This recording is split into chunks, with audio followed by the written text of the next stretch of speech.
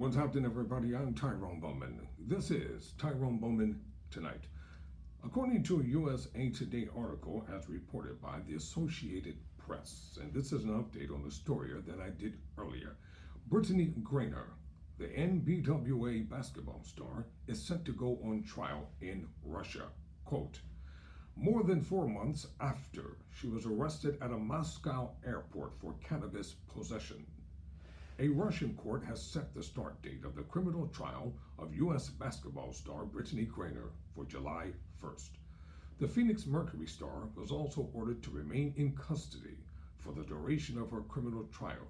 She could face up to 10 years in prison if convicted on charges of large-scale transportation of drugs.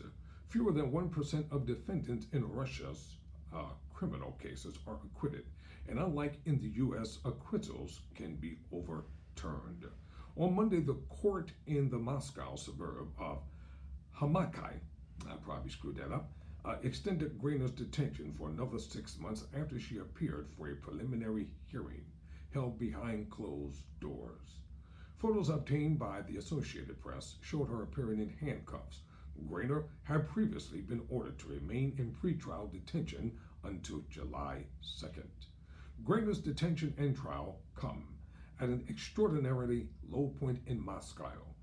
Washington relations. She was arrested at Moscow's Sheremetyevo airport less than a week before Russia sent troops into Ukraine, which aggravated already high tensions with sweeping sanctions by the United States and Russia's denunciation of U.S. weapon supplies to Ukraine. Amid the tensions, Griner supporters had taken a low profile in hopes of a quiet resolution until May, when the State Department reclassified her as wrongfully detained and shifted oversight of her case to its special presidential envoy for hostage affairs, effectively the U.S. government's chief negotiator. That move has drawn additional attention to Griner's case, with supporters encouraging a prisoner swap like the one in April that brought home Marine veteran Trevor Reed in exchange for a Russian pilot convicted of drug trafficking conspiracy. Russian news media have repeatedly raised speculation that she could be swapped for Russian arms trader Viktor Bout, nicknamed, quote, the Merchant of Death, close quote, who is serving a 25-year sentence on conviction of conspiracy to kill U.S. citizens and providing aid to a terrorist organization. Russia has agitated for Bout's release for years, but the discrepancy between Griner's case, she allegedly was found in possession of vape cartridges containing cannabis oil, and Bout's global dealings in deadly weapons could make such a swap unpalatable to the U.S. Others have suggested that she could be traded in tandem with Paul Whelan, a former Marine and security director serving a 16-year sentence on an espionage conviction that the United States has repeatedly described as a setup.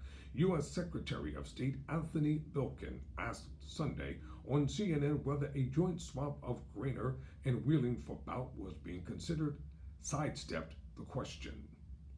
Quote, as a general proposition, I have got no higher priority than making sure that Americans who are being illegally detained in one way or another around the world come home, close quote, he said.